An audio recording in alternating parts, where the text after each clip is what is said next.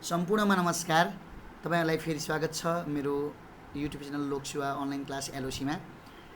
आज म शाखा अधिकृतको सेकेन्ड पेपर अन्तर्गत एकाइ 2 मा रहेको संविधान र कानुन अन्तर्गत 2.7 मा रहेको कानुनी शासन लोकतान्त्रिक मूल्य मान्यता समावेशीकरण समानुपातिक प्रतिनिधित्व र सकारात्मक विभेद अन्तर्गत पाठ 2 मा लोकतान्त्रिक मूल्य र मान्यता बारे छलफल गर्न उपस्थित भइसकेको छु। यो भन्दा पहिले हामीले पार्ट 1 मा 2.7 को पार्ट 1 मा चाहिँ कानुनको शासनको बारेमा छलफल गरेका थियौं। यहाँ चाहिँ पार्ट 2 मा चाहिँ म कानुन रहेको लोकतान्त्रिक मूल्य र मान्यता बारे छलफल गर्न गइरहेको छु। अब लोकतान्त्रिक मूल्य र मान्यता भनेको के हो भनेर बुझ्नु भन्दा पहिला लोकतन्त्र भनेको के हो बुझ्नु जरुरी छ। सबभन्दा पहिले लोकतन्त्रको अवधारणा र परिचयतर्फ लागौं।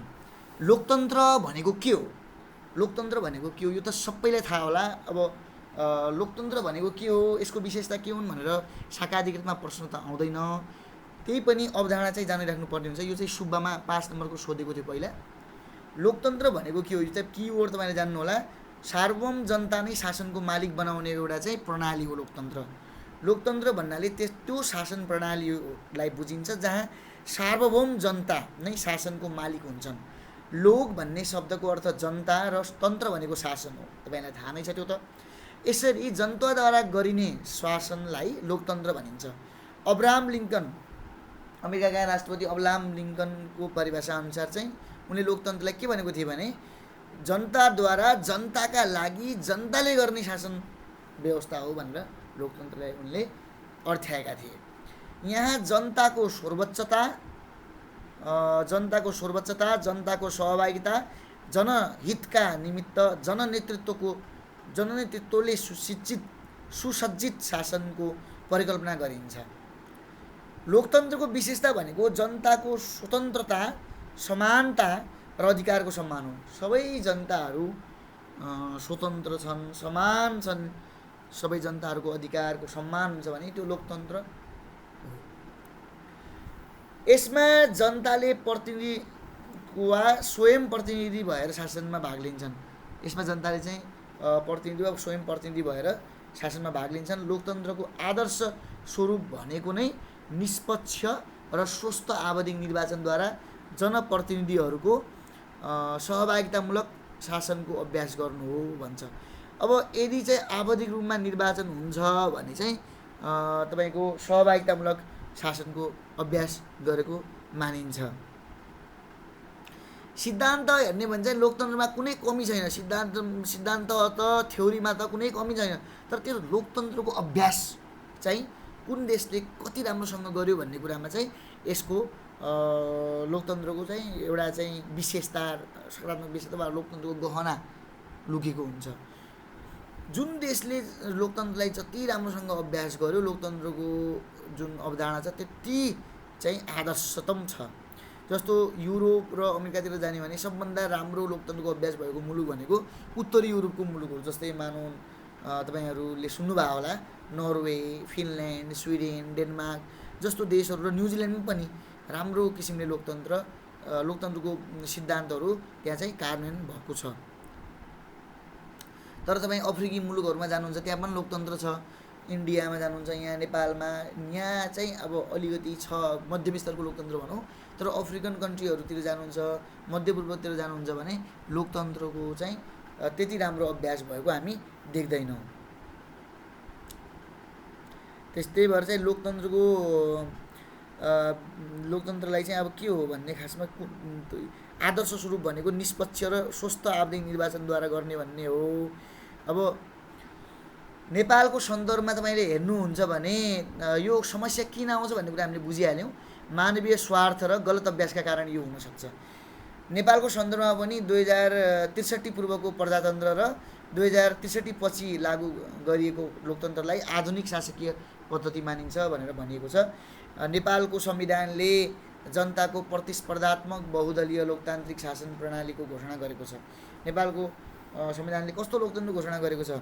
बहुदलीय लोकतन्त्र। बहुदलीय लोकतन्त्रमा पनि संसदीय शासन प्रणाली। त्यसमा पनि प्रतिस्पर्धात्मक बहुदलीय भनेको एक दलहरू बीच प्रतिस्पर्धा हुन्छ शासन गर्नको लागि। जसमा बहुलवादमा आधारित प्रतिस्पर्धात्मक लोकतान्त्रिक व्यवस्था मुलुकको शासकीय स्वरूप रहेको छ। बहुलवादमा आधारित भनेको चाहिँ विभिन्न संस्कृति, धर्म र जातिका मान्छेहरू लोकतन्त्रमा समावेश हुनुपर्दछ। अब लोकतन्त्रको विशेषतातर्फ लागौँ। लोकतन्त्रको विशेषताहरूमा हामीले जुन परिभाषामा भन्यौँ त्यही कुराहरू आउँछ। जनतामा निहित सार्वभौम सत्ता र राजकीय सत्ता भन्ने कुरा आयो यसमा।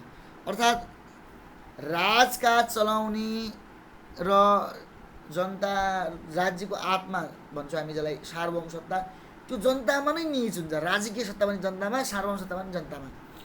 नागरिक स्वतन्त्रता र नागरिक सर्वोच्चता हुन्छ। नागरिक नै सर्वोच्च हो, नागरिक स्वतन्त्र हुनुपर्छ भन्ने धारणा हुन्छ। नागरिक अधिकारको संरक्षण हुन्छ। यहाँ हाम्रो नागरिक अधिकारमा कुठाराघात हुँदैन। त्यसै गरी जनसहभागितामूलक चरित्र हुन्छ। जनसहभागिता हामी देख्छौँ सबै शासनको सबै पक्षहरूमा नागरिकहरूको। बहुमतको सरकार हुन्छ र अल्पमतको कदर पनि हुन्छ। सरकार बहुमतको भए पनि अल्पमतको कदर गरिन्छ लोकतन्त्रमा। लोकतन्त्रमा आवधिक निर्वाचन हुन्छ, समय समयमा निर्वाचन हुने गर्दछ। स्वतन्त्र न्यायपालिकाको व्यवस्था हुन्छ। तपाईँको शक्ति पृथकीकरण तथा सन्तुलन हामी देख्छौँ लोकतन्त्रमा। तिनै राज्यका तिनै अङ्गहरूलाई चाहिँ शक्ति सेपरेट गरिएर राखेको हुन्छ। व्यवस्थापिकालाई कानुन निर्माण गर्ने, कार्यपालिकालाई राजकाज सम्हाल्ने र न्यायपालिकालाई चाहिँ न्याय निरूपण गर्ने शक्ति दिइएको हुन्छ र तिनीहरूमा सन्तुलन र नियन्त्रणको अभ्यास पनि गरिएको हुन्छ। एकले अर्कालाई नियन्त्रण गर्ने काम पनि गरेर हुन्छ तिनीहरूले। अब लोकतन्त्रको प्रकारहरू हेर्दाखेरि चाहिँ 3 किसिमका लोकतन्त्र हुन्छ। एउटा चाहिँ प्रत्यक्ष लोकतन्त्र, अर्को चाहिँ प्रतिनिधिमूलक लोकतन्त्र र अर्को चाहिँ समावेशी लोकतन्त्र। प्रत्यक्ष लोकतन्त्र चाहिँ ठुलो देशहरूमा हुन सक्दैन। यो प्रत्यक्ष लोकतन्त्र भनेको चाहिँ के हो भने जनताहरूले नै शासन गर्ने, प्रत्यक्ष रूपमा जनताहरूले नै शासन गर्ने। तर त्यस्तो त सम्भव हुँदैन। करोडौँ जनसङ्ख्या भएको देशमा चाहिँ सबै जनताहरूले शासन गर्न सक्दैनन् त्यसरी। त्यही भएर चाहिँ प्रत्यक्ष लोकतन्त्रमा जनताले राजनीतिक, यो चाहिँ अब सासानो देशहरूमा हुन्छ। जस्तो यहाँ मैले भनेको छु इटालिकमा हेर्नु होला, स्विजरल्यान्डका केही राज्यहरूमा यस्तो लोकतन्त्र पाइन्छ। प्रत्यक्ष यो चाहिँ पहिला चाहिँ प्राचीन ग्रिसमा पनि प्रत्यक्ष लोकतन्त्र थियो है, एरिस्टोटल, सोक्रेटको बेलामा। प्रत्यक्ष लोकतन्त्रमा जनताले राजनीतिक प्रणालीमा प्रत्यक्ष रूपमा सहभागी भएर नीति निर्माण, निर्णय र शासन सञ्चालन गर्न सक्छन्। अब यो पद्धति स्विजरल्यान्डका केही राज्यहरूमा छ। मैले पहिला नै भने यो कुरा। नेपालको संविधानको धारा 275 अन्तर्गतका जनमत सङ्ग्रह, 275मा जुन जनमत सङ्ग्रहको व्यवस्था छ, प्रत्याह्वानको व्यवस्था छ, यस्ता विधिहरू पनि प्रत्यक्ष लोकतन्त्रको एक हिस्सा मानिन्छन्। नेपालमा 30 को दशकमा पञ्चायतकाललाई हटाउने वा राख्ने भन्ने विषयमा जनमत सङ्ग्रह भएको नै हो। त्यो पनि एउटा प्रत्यक्ष लोकतन्त्र हुँदा निर्वाचन पनि एउटा प्रत्यक्ष लोकतन्त्रको विधि हो भन्न सकिन्छ। निर्वाचन गर्दाखेरि प्रत्यक्ष मान्छे सहभागी हुन्छ। एक हिसाबले त्यो सोच्यो भने त प्रतिनिधिमूलक लोकतन्त्र भनेको के हो भने लोकतन्त्र यसमा चाहिँ प्रत्यक्ष जनता सहभागी हुँदैन। जनताले चुनेका प्रतिनिधिले चाहिँ सरकार चलाउँछन् भन्ने कुरा हो, शासन चलाउँछन् भन्ने कुरा हो। प्रतिनिधिमूलक लोकतन्त्रमा निर्वाचन मार्फत बहुमत प्राप्त प्रतिनिधिहरू शासन गर्छन् भने अल्पमत विपक्षमा रहन्छ भन्ने कुरा यहाँ छ। यसमा जनताले प्रत्यक्ष रूपमा भाग नलिई प्रतिनिधि मार्फत शासनमा सहभागिता जनाउँछन्। यसलाई हामी रिप्रेजेन्टेटिभ डेमोक्रेसी वा इन्डिरेक्ट डेमोक्रेसी पनि भन्छौँ। यही कारणले यसलाई अप्रत्यक्ष लोकतन्त्र पनि भनिन्छ। यसलाई अप्रत्यक्ष वा प्रतिनिधिमूलक लोकतन्त्र भनिन्छ। अर्को छ समावेशी लोकतन्त्र। समावेशी लोकतन्त्र भनेको के हो भने मैले तल एउटा इटालिक गरेको छु, हेर्नु होला। सबै जाति, भाषा, धर्म, लिङ्ग, संस्कृति र वर्गको प्रतिनिधित्व भएको लोकतन्त्र। यदि लोकतन्त्रमा चाहिँ हुने खाने वर्ग वा ह्याप्स वर्ग भन्छौँ हामी त्यसलाई, वा जुन इलाइट ग्रुपहरूको मात्र वर्चस्व हुन्छ भने त्यो लोकतन्त्र भएन के। त्यो त इलाइट क्रेसी वा यसलाई के भनिन्छ, एउटा चाहिँ कुलीन तन्त्र जस्तो भयो। ठिक छ, धनीहरूको शासन भएको देश। अब समावेशी लोकतन्त्रको सबैभन्दा आधुनिक र महत्त्वपूर्ण प्रकार हो यो। अहिले चाहिँ एक धेरै महत्त्वपूर्ण प्रकार हो यो हुनुपर्छ। सम्पूर्ण देशमा चाहिँ प्रतिनिधिमूलक लोकतन्त्र सबै देशमा छ, तर समावेशी लोकतन्त्र छैन। त्यही भएर यो चाहिँ आधुनिक र महत्त्वपूर्ण प्रकार हो, जसमा शासनमा सर्वपक्षीय सहभागिता र समानता सुनिश्चित गर्नका लागि प्रयत्न गरिन्छ। यसले चाहिँ सबै जाति, भाषा, धर्म, लिङ्ग, संस्कृति र वर्गको प्रतिनिधित्व सुनिश्चित गर्दै समानुपातिक प्रतिनिधित्व र राजनीतिक समावेशीकरणको वकालत गर्दछ। नेपालको राजनीतिक प्रक्रियामा चाहिँ समानुपातिक प्रतिनिधित्व छ। नेपालमा समावेशी लोकतन्त्र छ भन्न सकिन्छ, किनकि नेपालले जुन संविधान बनायो, नेपालको संविधान 2072, त्योभन्दा अगाडि 2000 सालको संविधान हेर्ने भने पनि नेपालले चाहिँ धेरै ठाउँमा समावेशितालाई जोड दिएको छ। लोकतन्त्र पनि समावेशी र सहभागितामूलक छ, नेपालले पनि जोड दिएकै छ। अब कार्यान्वयनमा त्यो कति छ भन्ने त्यो कुरा चाहिँ अब विश्लेषणको पाठ हो। तर राजनीतिक तहमा हेर्ने भने पनि र राज्यको विभिन्न निकायमा हेर्ने हो भने पनि अहिले दलित, महिला, आदिवासी जनजाति, मधेसी, थारूहरूको उपस्थिति रहेको छ, मुस्लिमहरूको समेत उपस्थिति रहेको छ। समावेशी लोकतन्त्रले प्रशासनिक क्षेत्रमा सकारात्मक विभेद, आरक्षण र विशेष व्यवस्था जस्ता उपायहरूको अवलम्बन गर्दै, अब यो हामीले यो जो पछि हामी पढ्नेछौँ, आरक्षण, सकारात्मक विभेद, यो विशेष व्यवस्था, यी कुराहरू चाहिँ समावेशी लोकतन्त्रका हतियारहरू हुन्, जस्ता उपायहरूको अवलम्बन गर्दै सहभागितामूलक शासन र समतामूलक समाज निर्माणको लक्ष्य राख्दछ। अहिले चाहिँ समाज चाहिँ समानतामा आधारित मात्र हामी भन्दैनौँ, समतामूलक हुनु पऱ्यो भन्छौँ। ठिक छ, लोकतन्त्रको महत्त्वमा जाउँ। अब लोकतन्त्रको महत्त्व के छ, यसको परिभाषा र हामीले विशेषताबाट थाहा पाइहाल्यौँ। लोकतन्त्रले जे गर्छ त्यही त्यसको महत्त्व हो। जनताको सार्वभौम सत्ता र राजकीय सत्ताको उत्तम अभ्यास गर्न यसको महत्त्व छ। शासनमा जनताको अर्थपूर्ण सहभागिता र अपनत्व कायम गर्न यसको महत्त्व छ। जनताको शासन गर्ने अधिकारलाई सार्थक तुल्याउन, सहभागिता, सहकारिता र नेतृत्व क्षमता प्रवर्धन गर्न, त्यसै गरी सामाजिक न्याय र समानता कायम गर्न, आर्थिक सामाजिक रूपान्तरण गर्न, अनि सबैको आवाज, आकाङ्क्षा र अधिकारको सम्बोधन गर्न, अर्को विविधताको समुचित व्यवस्थापन गर्न, यी सबै कुराको लागि चाहिँ लोकतन्त्र आवश्यक हुन्छ। विविधताको समुचित व्यवस्थापन भनेको डाइभर्सिटी म्यानेजमेन्ट, विभिन्न क्षेत्रमा रहेका आदिवासी जनजाति, महिला, दलित, अनि अल्पसङ्ख्यक, यौनिक अल्पसङ्ख्यकहरू, खस, गरिब खसहरू सबैलाई चाहिँ देशको शासन, सञ्चालन र राजनीतिक प्रक्रियामा सहभागी गराएर चाहिँ विविधता व्यवस्थापन हुन्छ। लोकतान्त्रिक मूल्य र मान्यता के हो भन्नेतर्फ लागौँ। अब अवधारणा र परिचय। अब यो हाम्रो टपिक नै लोकतान्त्रिक मूल्य मान्यता हो। त्यो लोकतान्त्रिक मूल्य मान्यता जान्नुभन्दा पहिले लोकतन्त्र जान्नु पर्यो भन्ने हिसाबले मैले लोकतन्त्रको कुराहरू राखेको थिएँ। हाम्रो टपिक चाहिँ लोकतान्त्रिक मूल्य मान्यता हो। लोकतन्त्रमा भएका आधारभूत सिद्धान्तहरू नै लोकतान्त्रिक मूल्य र मान्यता हुन्। लोकतन्त्रका आधारभूत सिद्धान्तहरू जो छन् नि, तिनलाई हामी लोकतान्त्रिक मूल्य मान्यता भन्छौँ। यी मूल्यहरूले लोकतन्त्रको विधि, प्रक्रिया, दृष्टिकोण र विचारधाराहरूको समष्टि प्रस्तुत गर्दछन्। यसले सबै कुरालाई लोकतन्त्रको विधि, प्रक्रिया, दृष्टिकोण, विचारधाराको समष्टि नै लोकतान्त्रिक मूल्य मान्यता हो। लोकतान्त्रिक मूल्य मान्यताले बताउँछ कि कस्तो प्रकारको लोकतन्त्र हुनेछ। जस्तो लोकतान्त्रिक मूल्य मान्यता छ जुन देशको, त्यस्तै प्रकारको लोकतन्त्र पनि हुनेछ।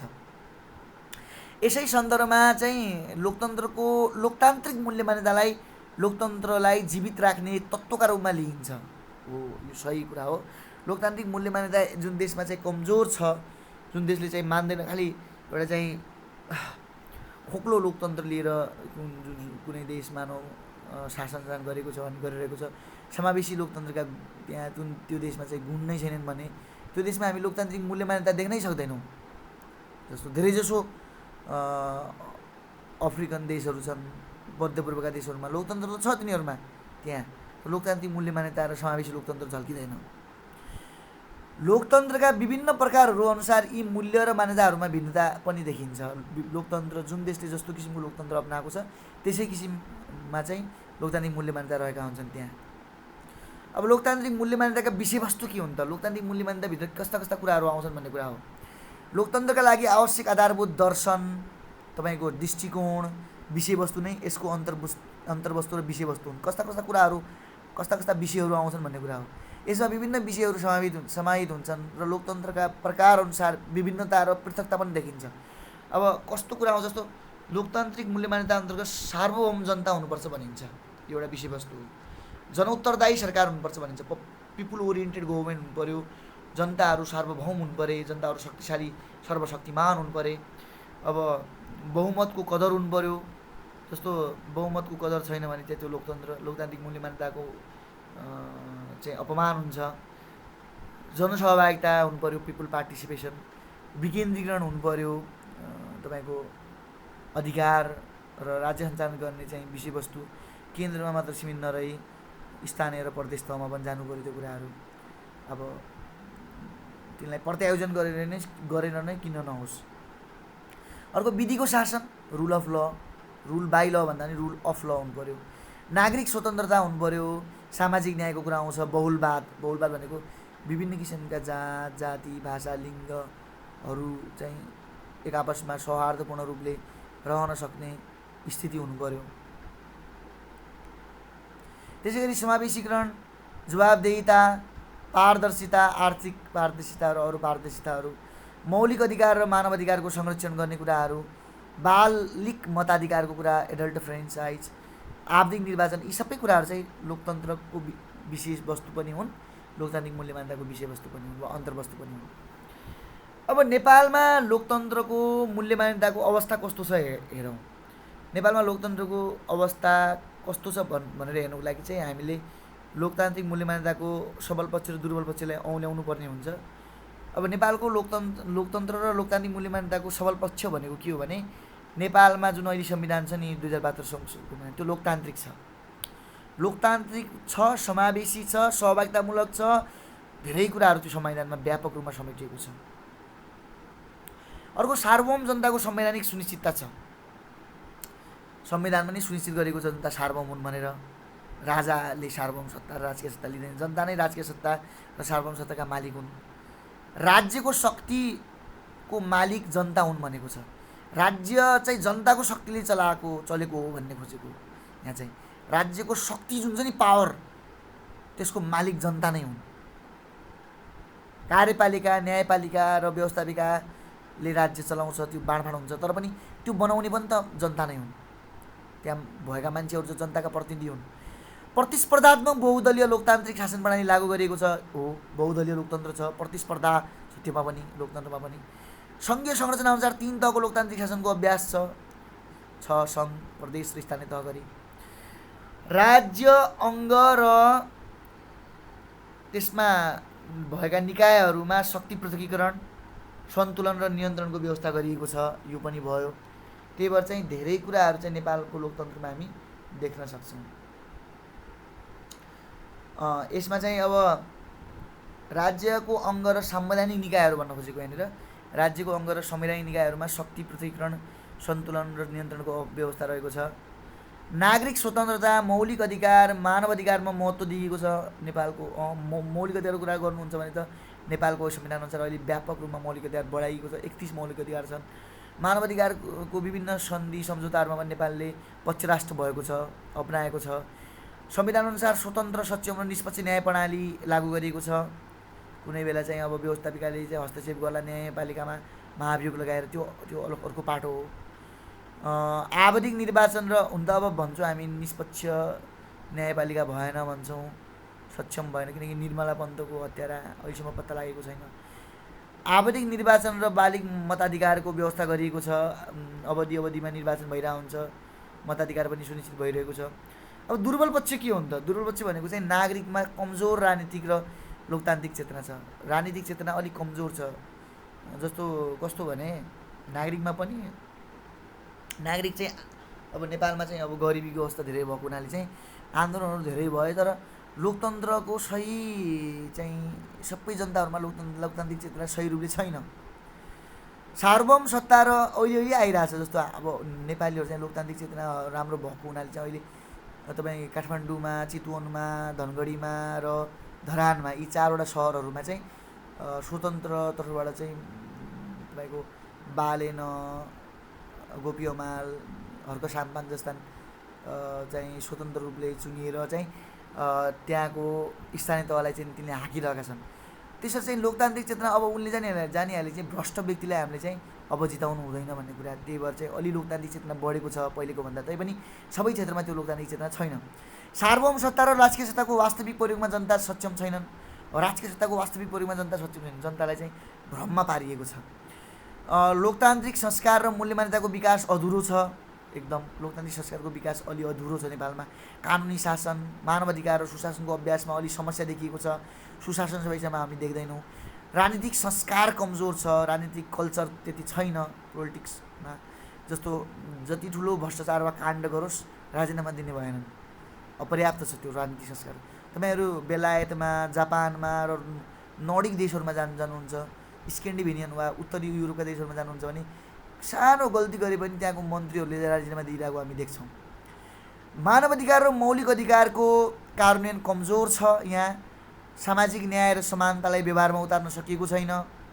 समावेशी लोकतन्त्रको अभ्यास व्यवहारिक रूपमा सफल भएको छैन। यी सबै कुराहरू चाहिँ नेपालमा चाहिँ व्याप्त छन्।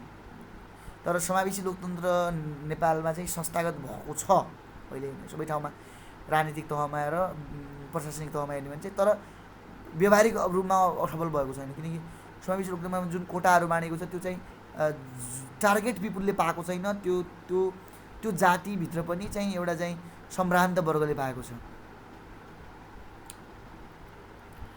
आजको लागि यति नै। तपाईँलाई आजको मेरो प्रस्तुति कस्तो लाग्यो, केही विचार भए वा केही टिप्पणी भए कमेन्ट सेक्सनमा लेख्नुहोला।